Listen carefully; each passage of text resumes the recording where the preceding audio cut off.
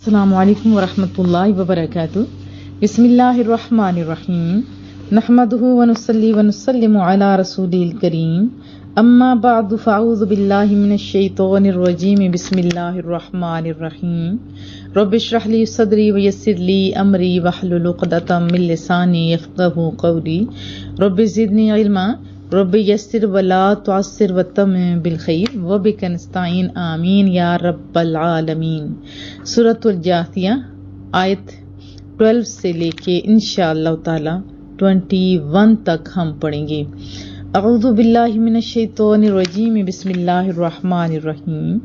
اللہ الذی سخر لکم البحر، سخر تصغیرن جیسے ہوتے لفظی معنی ہوتا ہے کسی کو اجرت اور معاوضہ دیے بغیر کوئی کام کرنے پر مجبور کرنا۔ پھر سنیے، کسی کو اجرت اور معاوضہ دیے بغیر کوئی کام کرنے پر مجبور کرنا۔ اللہ وہ ہے جس نے تمہارے لیے سمندر کو مسخر کر دیا ہے۔ کیوں؟ لتجریہ، تاکہ جاری رہیں، تاکہ رواں رہیں، فلک و کشتیاں، فیہ، اس میں یعنی بحر کے اندر، سمندر کے اندر۔ اللہ وہ ہے جس نے تمہارے لیے سمندر کو مسخر کر دیا ہے تاکہ اس میں کشتیاں رواں رہیں، بِأَمْرِهِ، اس کے حکم سے، اللہ تعالیٰ کے حکم سے۔ اگر دیکھا جائے تو سمندر، پہلے تو پانی دیکھیں، دو گیسوں کا مجموعہ ہے، ایک آگ جلانے والی، دوسرا بھڑکانے والی، لیکن یہی انسان کی زندگی ہے۔ پھر سمندر میں اتنا زیادہ پانی ہوتا ہے کہ بندے کو ڈبو کے رکھ دے، لیکن منوں ٹنوں ہر چیز اس کے اوپر لاد کے، کشتیوں جہازوں کے، تو آپ کدھر سے کدھر جا رہے ہو۔ اس کے اندر جو مخلوق موجود ہیں، اتنی بڑی بڑی مچھلیاں اور پتہ نہیں کیا کیا چیزیں، ذرا ڈاکومنٹری تو آپ دیکھیں، آپ حیران ہوں گے۔ لیکن اللہ نے مسخر کیا ہے، میں نے اور آپ نے یہ کام نہیں کیا، یاد رکھ، بِأَمْرِهِ، اس کے حکم سے یہ سب کچھ ہو رہا ہے۔ کیا آپ معاوضہ دیتے ہیں سمندر کو؟ نہیں۔ اللہ کی وہ ذات ہے جس نے سمندر کو تمہاری مفت خدمت کرنے پر مقرر کیا ہے، اس کی سطح کو اس طرح خوبصورت نرم بنا دیا ہے کہ تم اس میں غوطہ لگا سکتے ہو۔ تمہارے بڑے بڑے مسافر بردار جہاز، یعنی سامان سے بھرے ہوئے جہاز، مال بردار جہاز، ٹینکر جو لاکھوں ٹن تیل اٹھا کر بڑے دور تک پہنچتے ہیں، اس پر تیرتے چلے جاتے ہیں، غوطہ لگا کے کیسے پیارے پیارے سے موتیاں ہم لوگ نکالتے ہیں، کتنے پیارے پیارے موتی ہوتے ہیں، ہیرے نکالتے ہیں ہم اس کے اندر سے، پھر مچھلیاں پکڑی جاتی ہے، خود بھی کھاتے ہیں اور بیچ کے کمائی کا ذریعہ بھی ہے۔ دیکھیں، اللہ نے یہ جو خدمت ہے نا سمندر انجام دے، اس نے خود نہیں، ہماری عقل نے نہیں، بلکہ اللہ نے آپ کے لیے مسخر کر دیے۔ ہم کوئی معاوضہ نہیں دیتے، نہ ہی سمندر ہم سے طلب کرتے۔ ہم لوگ جو انسان کی بنائی ہوئی مشین ہوتی ہے، پیسے ڈالیں گے تو وہ اندر سے کافی میں یا ڈرنک کوئی بھی ہو ہم لوگ لے سکتے ہیں، بغیر پیسے کے وہ نہیں دیتے، لیکن سمندر نے کبھی ایسے نہیں کیا۔ سوچئے، اگر سمندر کی سطح سخت ہوتی تو کیا اس میں غوطہ لگایا جا سکتا تھا؟ اگر ان میں بھاری بھر کم جہازوں کو اٹھانے کی صلاحیت نہ ہوتی تو اس طرح انٹرنیشنل جو ہمارے بزنس ہوتے، تجارت کی یہ گرم بازاری ہوتی نہیں، یہ تو مفقود ہوتی۔ کس کا فضل ہے؟ رب کریم کا، من فضلہ، اس کے فضل سے، یہ سب رب کریم کا فضل ہے۔ کیوں؟ تاکہ تم، فضل سے مراد رزق ہے، تاکہ تم رزق تلاش کرو، اور جب کھاؤ پیو، وَلَعَلَّكُمْ تَشْكُرُونَ، اور تاکہ تم رب کریم کا شکر ادا کرو۔ بہت زیادہ موٹیویشن ہے کسب حلال کے لیے، کیونکہ کسب حلال والے کی بڑی شان ہے، بڑی عزت افزائی کی گئی ہے حلال روزی کی۔ جب ہم حلال روزی کماتے ہیں، الکاسب حبیب اللہ کا لفظ بھی آپ سنتے ہیں، الکاسب حبیب اللہ، اللہ اکبر۔ وسخر لکم، اور اس نے تمہارے لیے مسخر کر دیا ہے، ما فی السماوات، جو کچھ آسمانوں میں ہے، وما فی الارض جمیعا منہ، جو کچھ زمین میں ہے، سب کا سب اپنے حکم سے۔ ان فی ذالک، بے شک اس نظام میں، نشانیاں کن کے لیے؟ لآیات ہے نشانی کن کے لیے، لقوم یتفکرون، جو غور و فکر کرتے ہیں۔ صرف سمندروں پر ہی منحصر نہیں کروایا، بلکہ آسمانوں اور زمینوں میں جو کچھ ہے سب ہماری خدمت کے لیے اللہ تعالیٰ نے وقف کر دیے، اور اس کی تصغیر میں کیا دیوتاؤں کا ہاتھ ہے؟ نہیں، یہ معاذ رب کریم کا فضل ہے۔ سائنسدان آپ جانتے ہیں کہ بڑے محیر العقول ایجادات کے باوجود بھی کسی چیز کے خالق اور موجد نہیں ہیں۔ انہوں نے صرف جو اللہ نے ان کے اندر صلاحیتیں رکھی تھی نا، یہ زمین اور آسمان اور ہر چیز جو مستور قوتیں آپ کہہ سکتے ہیں، ان کو ظاہر کیا جو پہلے سے موجود تھے اور نامعلوم نہیں تھی۔ مثلا جب انسان بولتا ہے اور اس کے متحرک ہونٹ ہوائی لہروں سے ٹکراتے ہیں تو سارے کرۂ ہوائی میں ایک ارتعاش سا پیدا ہوتا ہے، اور وہ آواز دنیا کے کونے کونے تک گونج جاتی ہے۔ سائنس کے قدیم ماہرین کو اس راز کی خبر نہیں تھی، اس لیے وہ اس سے استفادہ نہ کر سکے۔ پھر جب انہوں نے راز پا لیا تو پھر دیکھیے ریڈیو، ٹیلی ویژن، فون اور کیا کیا چیزیں ابھی جہاں بولتے ہیں کہاں کہاں جا کے ہماری آواز پہنچ جاتی۔ پھر امریکہ کے جو شہرہ آفاق سائنسدان تھے نا، تھامس ایڈیسن، جنہوں نے 1000 سے زائد ایجادات کیے، ایک روز کہنے لگا میرے متعلق لوگ کہتے ہیں کہ میں بڑا موجد ہوں، یہ غلط ہے۔ یہ اس نے کہا تھا، میں بڑا موجد نہیں ہوں۔ اس نے اقرار کیا تھا، کیا کہا تھا؟ لوگ کہتے ہیں کہ میں بہت بڑا موجد ہوں، ایجاد کرنے والا ہوں، یہ غلط ہے۔ میں قطعاً ایسا موجد نہیں جو قابل ذکر ہو۔ جب میں سوچتا ہوں نا کہ میں ایک زیرک انسان تو کجا ایک بے وقوف آدمی بنانے پر بھی قادر نہیں ہوں جو عام کو کسی باتیں کر سکے، اس کے باوجود مجھے موجد کہنا بڑی بے انصافی ہے۔ پھر اس نے اپنی انگلی سے آسمان کی طرف اشارہ کرتے ہوئے کہا تھا، that is the real inventor, حقیقی موجد اس کی ذات ہے۔ یہ دیکھیں اگست 1973 کے اندر جو ڈائجسٹ چھپا تھا اس کے اندر یہ اس کے الفاظ موجود ہیں۔ اور یہ ساری چیزیں یہ دیکھیں ہمارے لیے مسخر ہے۔ یہ سورج، چاند کا آنا جانا، اسی طرح ستارے ہیں، یہ سارے ٹائم کے پابند ہے کوئی چلانے والا، ہے کوئی چلانے والا۔ اگر دیکھیں ہم غور سے تو ہماری جو لائٹیں ہوتی ہیں اس کے ساتھ کوئی نہ کوئی چیز موجود ہوتی ہے جس کے ساتھ وہ بندھی ہوئی ہوتی ہیں، لگی ہوئی ہوتی ہیں۔ لیکن کیا ستاروں کے اوپر سے آپ کو نظر آئے؟ چاند کا کوئی بندھا ہوا کچھ سیٹ نظر آیا آپ کو؟ نہیں۔ ایک ستارہ اوپر سے گرے نا تو لگ پتا چلے۔ تو یہ منوں ٹنوں چیزیں ہمارے لیے مسخر کی ہیں رب کریم نے، اور ایسا خوبصورت نظام ہے کہ انسان جو عقل والا ہے اس کو غور و فکر کرنے پہ مجبور کر دیتا ہے۔ اور دیکھیں تاریخ کا یہ بہت بڑا المیہ ہے کہ جو قوم قرآن جیسی کتاب کی حامل ہے، بے حسی اور جمود کے آغوش میں اونگ رہی ہے، اس سے اونگتے صدیاں بیت چکی ہیں، ابھی تک جاگنے کا نام نہیں لیتی۔ اقبال نے بھی بددعا یا دعا دی تھی، کیسے؟ خدا تجھے کسی طوفان سے آشنا کر دے۔ کیا فرمایا؟ خدا تجھے کسی طوفان سے آشنا کر دے کہ تیرے بحر کی موجوں میں اضطراب نہیں۔ کتنا درد ہے اقبال کے لہجے میں، کتنے درد ہے چھپے ہوئے ان الفاظوں کے اندر، کیونکہ وہ قرآن کریم جانتے تھے۔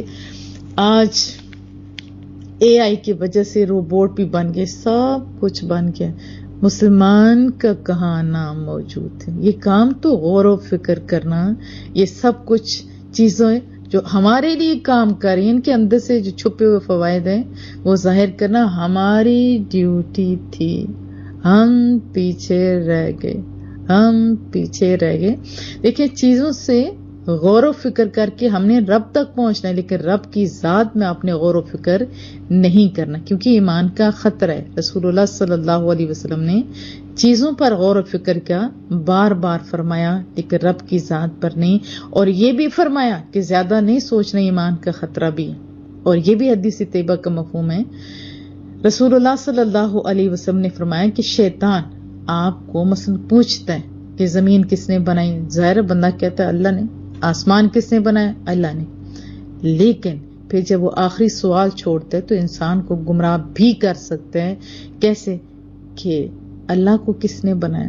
تو محبوب نے واضح منع فرمایا بس آپ کو وہی کرنا ہے جو آپ کا ایمان کا تقاضا ہے، اپنے اللہ اور اس کے رسول کی بات ماننی اور چیزوں پر غور و فکر کرنی. چیزیں پتہ دیتی ہیں کہ ہے کوئی ایجاد کرنے والا. عقل والے تو خیر اس بات کا بھی جواب جانتے ہیں کہ کوئی نہ کوئی تو ابتدا والا ہے نا. چلیں اس کو کس نے پیدا کیا، اس کو کس نے پیدا، کوئی تو ابتدا ہوئی نا. ہمارا رب وہ ہے کہ نہ پہلے تھا نہ بعد میں، نہ اولاد نہ ماں باپ، کچھ بھی نہیں. اولادیں ہوتی تب بھی جھگڑ رہے ہوتے. یہ زمین و آسمان کا نظام درہم برہم ہو چکا ہوتا. تو بہرحال غور و فکر سے آپ کو بہت کچھ ملے گا.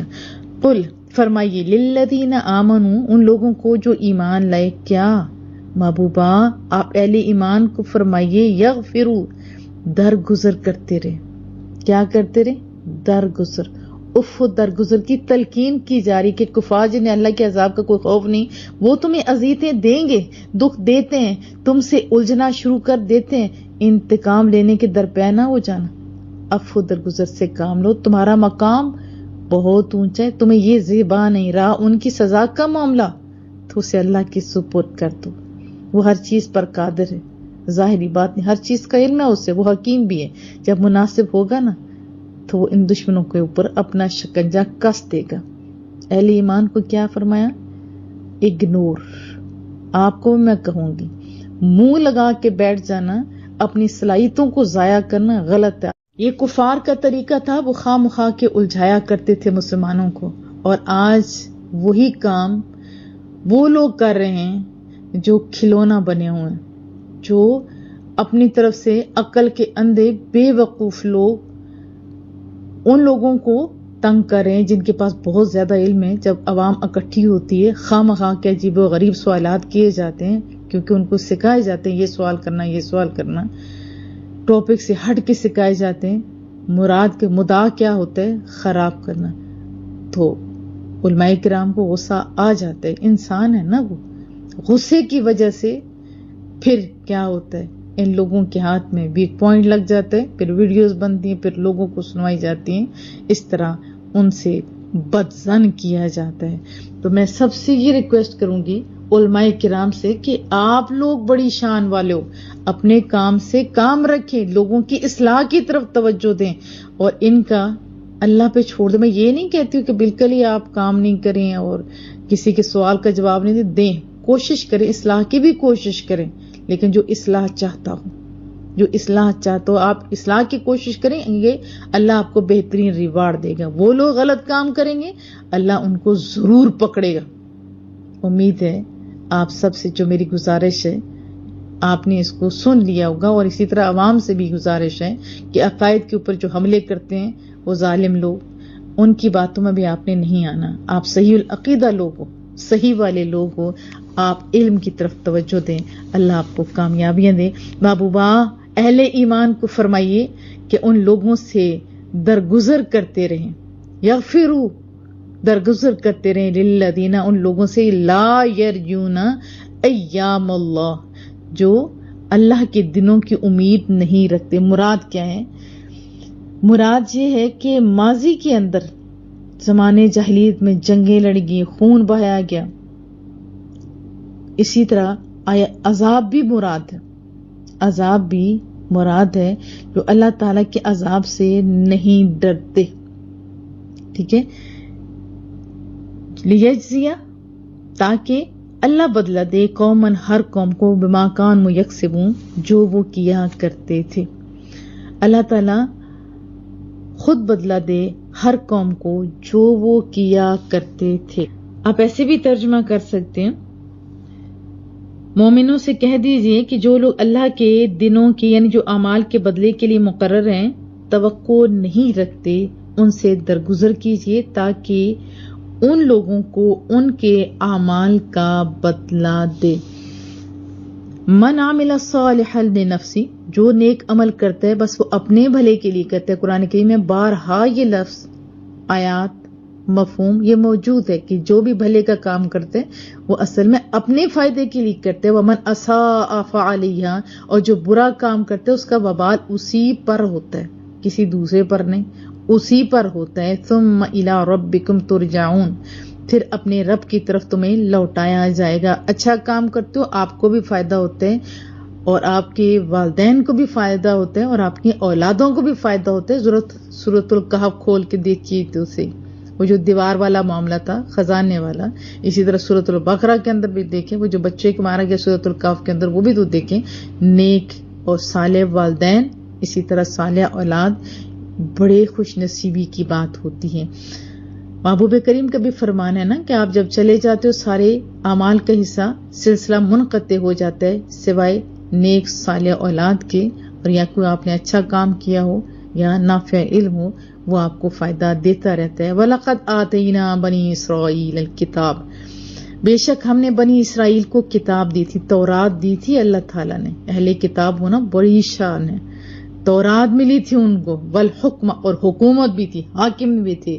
ان کے اندر کیسے کیسے نبی جو حاکم بھی تھے، حضرت سلیمان بھی تھے، حضرت داؤد علیہ السلام کا قصہ بھی آپ پڑھ کے آ چکے ہیں. ان کو حکمت دانائیاں عطا کی گئی تھی، یہ اللہ کی نعمتیں تھی. والنبوہ، اور ان کے بنی اسرائیل کے اندر نبوت، بہت سارے انبیاء کرام تشریف لائے تھے.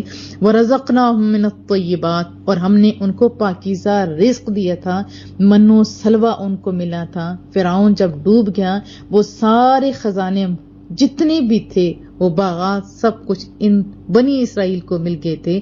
وَفَضَّلْنَاهُمْ عَلَى الْعَالَمِينَ، اور اپنے زمانے کے جو اس ٹائم کے لوگ تھے نا، اہل جہان پر انہیں بزرگی فضیلت دی تھی. کسی کو فضیلت ملے کیا عام سی بات ہے؟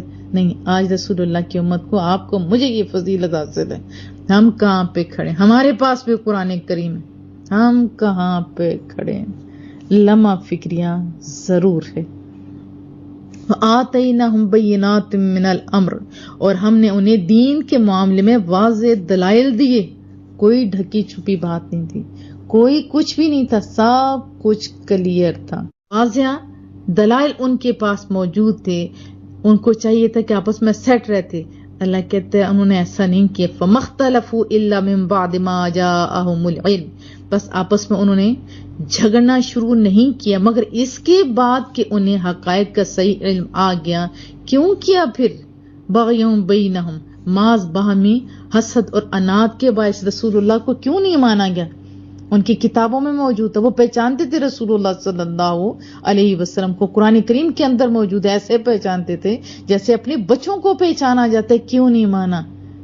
حسد کی وجہ سے. حسد بڑی گندی بیماری ہے، ساری نیکیوں کو کھا جاتی ہے. اور حسد ہوتا کسی سے، مثلا کوئی عالم ہے تو اس کو عالم سے حسد ہوگا، جو عبادت گزار ہے اس کو عبادت گزار سے ہی حسد ہوگا. اسی طرح دنیا دار ہے، اس کو دنیا دار سے ہی حسد ہوگا. اپوزٹ سے کسی سے بھی، ایک عابد کو عالم پہ کبھی بھی ایسے حسد نہیں ہوتا. یہ ایسے ہوتے، اور یہ حسد یہ بڑی ظالم چیز ہے جس کی وجہ سے تباہیاں ہوتی ہیں. آج نیچا دکھانے کے لیے کیا کچھ نہیں کیا جا رہا ہے. حضرت ابن عباس رضی اللہ تعالیٰ عنہ سے مروی ہے کہ الامر سے مراد مصطفیٰ کریم صلی اللہ علیہ وسلم کی ذاتی اقدس ہے، یعنی محبوب کے متعلق ایسے واضح نشانیاں انہیں بتائی گئی تھیں جن سے وہ بآسانی رسول اللہ صلی اللہ علیہ وسلم کو پہچان کے ایمان لا سکتے تھے، لیکن نہیں کیا. پھر بنی اسرائیل کتنے زیادہ فرقوں میں بٹ گئی تھی، انتشار، کتنی خرابیاں، فرقہ بندیاں، ہر ٹائم ایک دوسرے سے لڑنا جھگڑنا انہیں کیا ہوا تھا. اب اللہ کہتے ہیں ان ربک یقضی بینہم یوم القیامہ فیما کانوا فیہ یختلفون، یقیناً آپ کا رب ان کے درمیان قیامت کے دن فیصلہ فرمائے گا جن باتوں میں وہ اختلاف کیا کرتے تھے. ہمیں کیوں بتایا جا رہا ہے؟ فرمایا کہ اس ٹائم فضیلت اے محبوب کی امت تمہیں حاصل ہے. آپس میں لڑ لڑ کے اپنی صلاحیتوں کو ختم نہیں کرنا. کیا کرنا ہے پھر؟ ہم لوگوں نے صحیح علم حاصل کرنا ہے، دل کو وسیع کرنا ہے، حسد نہیں کرنا. حاسد جو بندہ ہوتا ہے رب کی تقسیم پہ اس کو اعتراض ہوتا ہے. رب کی اپنی شان ہے، کس کو عزت دے، کس کو کتنا مقام دے، کس کو کتنا علم دے. ہم نے کسی کو گرانا نہیں. جب آپ گراتے ہو نا خود بھی نیچے جاتے ہو، جب کسی کو اٹھاتے ہو خود بھی آپ اوپر جاتے ہو، کبھی آپ تجربہ کر کے دیکھنا تو صحیح.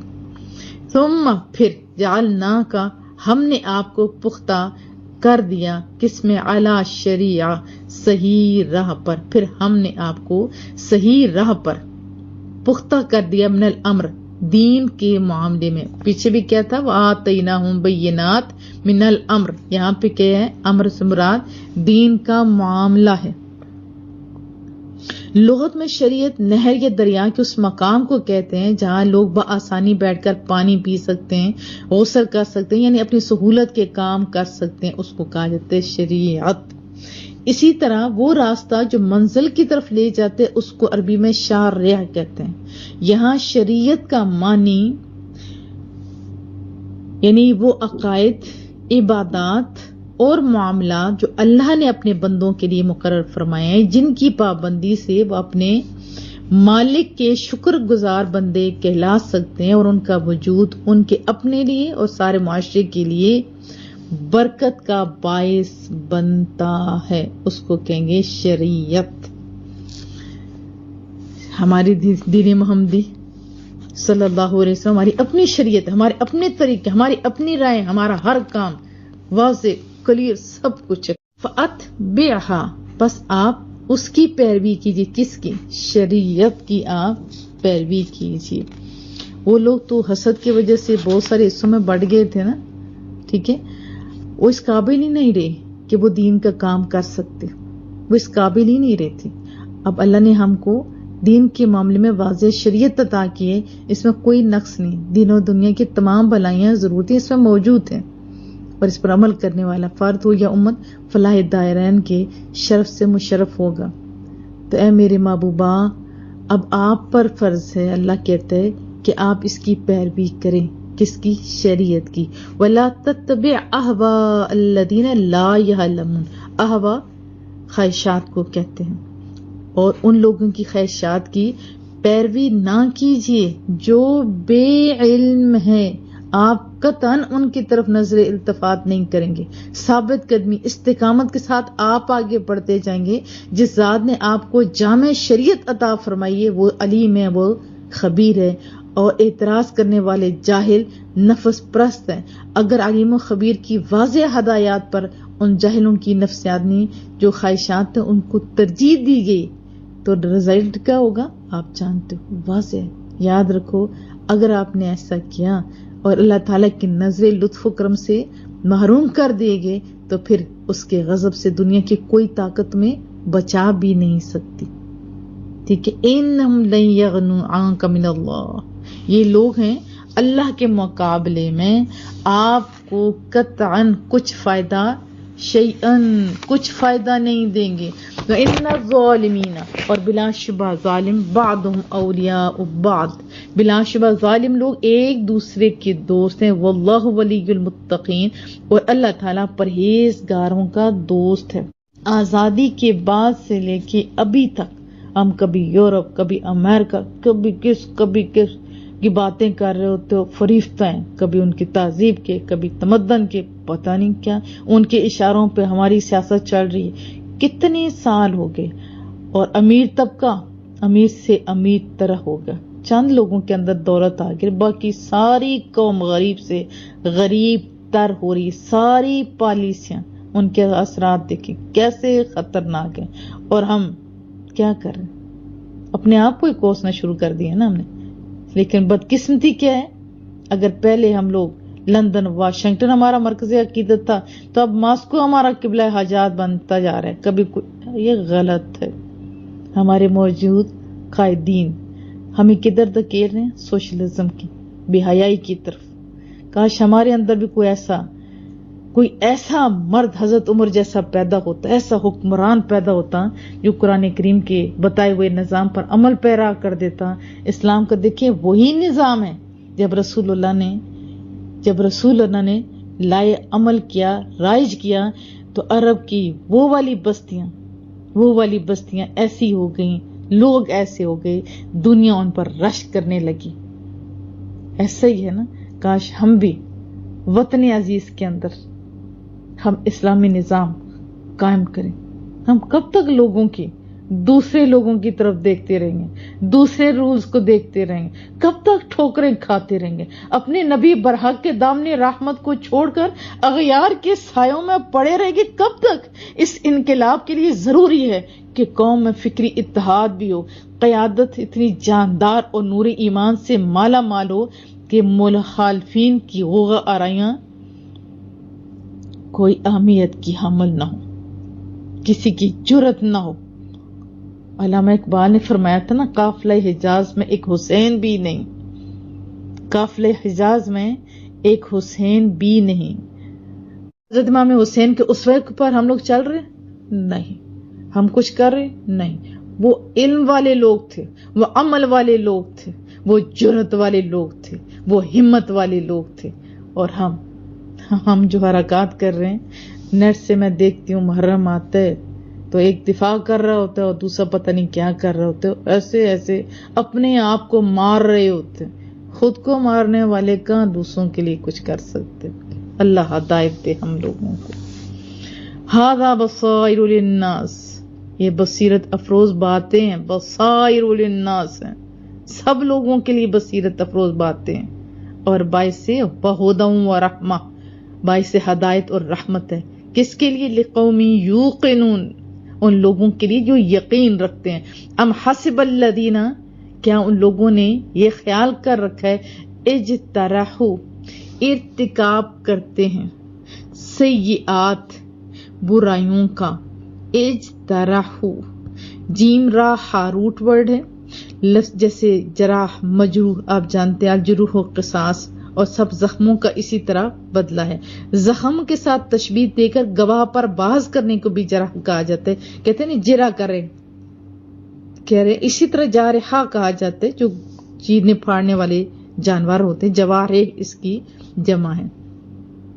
اور شکاری جانوروں کو بھی جوارح کہا جاتا ہے، جو شکار کو زخمی کرتے ہیں اور پھر اس کو لیکن کما کر لے کے آتے ہیں، ٹھیک ہے۔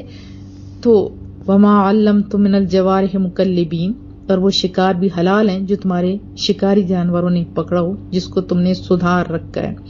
اسی طرح جو زخم پٹیاں کرنے والے ہوتے ہیں ان کو بھی دیکھیں کیا کہتے ہیں، جرح کہا جاتا ہے۔ تو یہاں کیا مراد ہے؟ یہاں اجترحوا السیئات، جو برائیوں کا ارتکاب کرتے ہیں، جو برائیوں کا کام کرتے ہیں، لوگ برے کام کرتے ہیں تو کیا وہ یہ خیال کرتے ہیں ان نجعلہم، کہ ہم انہیں بنا دیں گے، دیکھیں کیا خوبصورت انداز ہے، کیا ہم انہیں بنا دیں گے کالذین آمنوا، ان لوگوں کی مانند جو ایمان لائے، وعملوا الصالحات، اور نیک عمل کرتے رہے، سواء محیاہم ومماتہم، کیا یکساں ہو جائے گی ان دونوں کا جینا اور مرنا؟ ساء ما یحکمون، بڑا غلط فیصلہ ہے جو وہ کرتے ہیں۔ کیونکہ کفار کیا کہتے تھے، دنیا میں بھی رب ہمیں زیادہ نواز رہے، فار ایگزامپل ہم ادھر جاتے پہلے تو قیامت قائم ہی نہیں ہوگی، اگر ہوگی بھی تو جو رب ہمیں ادھر عمدہ چیزوں سے نواز رہے، اگلے جہان میں بھی جا کے وہ ہمیں بہترین چیزیں عطا کرے گا۔ تو رب نے جواب دیا ایسا نہیں ہو سکتا، جو رسول اللہ پر سچے ایمان لائے، ساری عمر اطاعت اور فرمانبرداری میں گزاری، کیا وہ لوگ ان کے ہم پلا ہو سکتے ہیں جو ساری زندگی گناہ کرتے رہے، شرک کرتے رہے، غلط کام کرتے رہے، اخلاقی ضابطوں کو روندتے رہے، حصول مال و جاہ کے لیے اللہ کے مقرر کردی ہوئی حدوں کو توڑتے رہے؟ اگر ایسا ہے تو یہ تو پھر ظلم ہوا نا۔ کان کھول کے سن لو، ایسا ہرگز نہیں، بلکہ جس طرح اس کی دنیوی زندگی دی ہوئی دنیوی زندگی یکساں نہیں ہے، اسی طرح آنے والی زندگی بھی یکساں نہیں ہوگی۔ اطاعت گزاروں، فرمانبرداروں کو جنت میں عزت اکرام کے ساتھ داخل کیا جائے گا، اور بدکاروں اور صدقشوں کو دھکے دے کر جہنم کے شعلوں میں پھینک دیا جائے گا۔ یہاں پہ بھی غور کیجیے، ان آیات کے اوپر بھی غور کیجیے۔ جیسے اندھا اور بینا دونوں یکساں نہیں ہو سکتے، اسی طرح برے اور اچھے ان کا انجام بھی یکساں نہیں ہو سکتا، نہ زندگی نہیں موت. فار ایگزامپل 2 نمبر چیزوں سے پیسہ آ جاتا ہے، لگتا ہے بظاہر بڑا سکون ہے، لیکن ان کے اندر کا جو مفتی ہے نا، جو چور ہے، انہیں چین سے سونے نہیں دیتا. تھوڑا کھانے والے، رزق حلال کھانے والے، اپنا کما کر کھانے والے، دوسروں کو کھلانے والے، ان کے اندر جو سکون ہوتا ہے اور وہ جس انداز میں سو رہے ہوتے ہیں، اللہ اکبر، ان کا جینا بھی سونا، ان کا مرنا بھی سونا. رب کریم سے دعائے مالک کہنے سے زیادہ عمل کی توفیق عطا فرما. ہمارے گھروں میں اتفاق، اتحاد، محبت، ہمدردی پیدا فرما. قلبی اور ذہنی سکون عطا فرما. خالی جھولیاں بہنیں جو ہیں، اے اللہ ان کی جھولیوں کو بھر دے. جو امید سے ہیں مالک، ان کی امیدوں پہ کبھی پانی نہ پھرنے پائے. مالک جو گھروں میں پریشان ہیں ان کے لیے آسانیاں پیدا کر. جو رشتوں کے معاملے میں پریشان ہیں ان کے لیے آسانیاں. جن کی شادیاں ہو چکی ہیں ان کے لیے آسانیاں. ہمارے بچوں کو نیک صالح کر. مالک ہمیں بھی کہنے سے زیادہ عمل کی توفیق عطا فرما. مالک تو راضی ہو جا اور رسول اللہ صلی اللہ علیہ وسلم کی نگاہ کرم ہم سب پہ ہو اور شفاعت کے حقدار بن جائے. مالک ہم سے وہ کام لے لے جو تیرے اور تیرے محبوب کے پسندیدہ ہیں. صلی اللہ تعالی علی محمد. سبحانک اللہم و بحمدک، نشہد ان لا الہ الا انت، نستغفرک و نتوب الیک. السلام علیکم و رحمۃ اللہ.